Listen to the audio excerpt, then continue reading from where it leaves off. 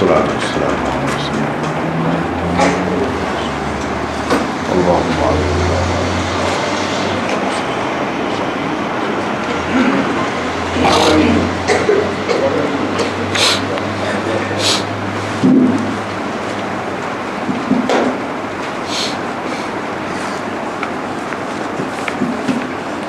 muka surat 676 dan bab ke-84.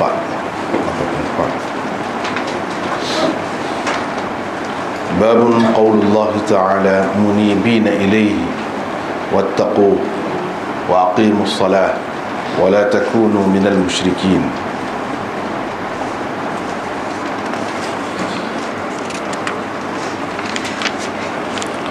وبه قال حدثنا قتيبة بن سعيد قال حدثنا عباد هو ابن عباد عن أبي جمرة عن ابن عباس قال قدم وفد عبد القيس على رسول الله صلى الله عليه وسلم